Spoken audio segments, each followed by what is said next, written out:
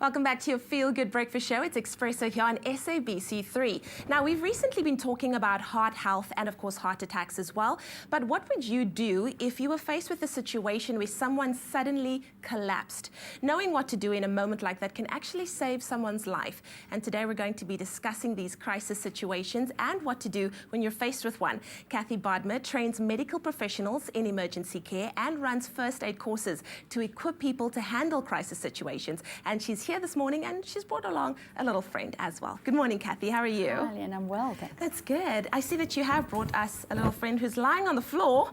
What do we do when he's lying on the floor? But before we get there, we're talking about situations where people have collapsed, and it could be a whole, host of things. We're not medical professionals, so we don't really know. What do we do in a situation like that? Well, the issue is that if somebody collapses, we need to take action immediately because right. Time is critical. So Yes. the time from someone's heart stopping to you starting CPR is a big indicator of whether they're going to have any chance of survival. Yeah. So the best thing would be for me to show you Okay. what to do because it's very simple. This is All not right. brain surgery. Wonderful. Shall we get down and... All right. So I think what a lot of people, my fear is that a lot of people don't actually know how to do CPR. So how does one go about, somebody's just collapsed on the floor, you need to react as soon as possible. What do you do? Well, if somebody collapses, the first thing is obviously before you even approach and get to the patient, just make sure that you're safe. Yes. You don't want to rush into an area where it's dangerous and then you get injured. That's right. So if it's safe to approach, you want to see if the patient wakes up. You want to go, hello, hello, hello. If they don't wake up, are they even breathing? Yeah. Because if they're not breathing, then you can give that information to an emergency service. Okay. So just look from their mouth down to their chest and see, is there any movement? Are they breathing? Okay. If they're not breathing, it's time to shut Okay. and get someone to phone an ambulance. I'd tell you to phone the ambulance service. All right. So you've got a couple of options here in Cape Town. You can phone the state ambulance service anywhere in South Africa.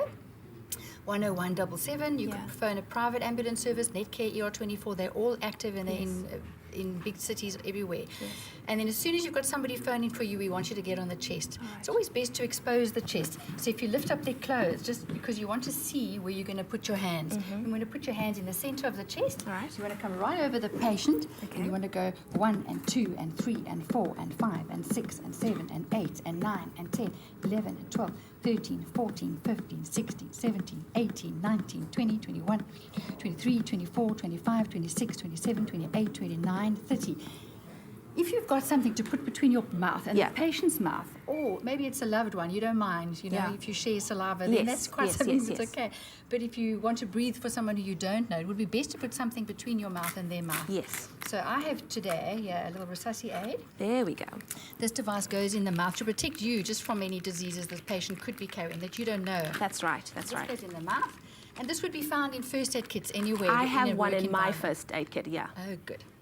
So you open up the airway, closing Yeah. the nose.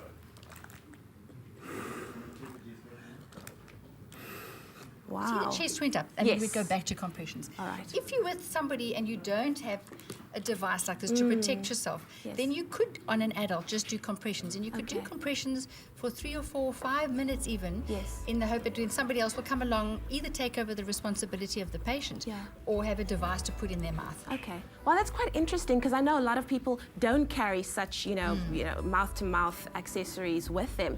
What are this? Is there any way that we could do this wrong? How are we sure to not hurt the person on the ground even further? This patient's dead. We're not going to hurt them. Yeah. The best thing we can do for them is pump their blood around That's their body. right. You're going to have a try. Yeah. Okay. Well, Yeah. let's do it. Well, I actually had a course a couple of years ago, so I hope that I'm going to do it So you right. put your hands in the center, the lower Okay. half of the chest, bring your shoulders right over your hands and push, and I'll count 1 and 2 and 3 and 4 and 5 and 6 and 7 and 8 and 9 and 10. 12, 13, 14, 15, 16, 17, 18, 19, 20, 21, 22, 23, 24. 6, 27, 28, 29, 30. Well done. Woo! Now try and do Excellent that stuff. for 40 minutes. My word. Whew, that definitely is. It's definitely a challenge. So then, eh? of course, the question is, when do you stop doing that? Because you don't just do 30. Yeah. You're going to go 30 and 2 if you Yeah. can, or 30, 30, 30, 30, Yes. 30 until help arrives. Yes. Carry on until help arrives, really until the paramedic comes in the door, gets on the ground next to you and takes Yeah. over.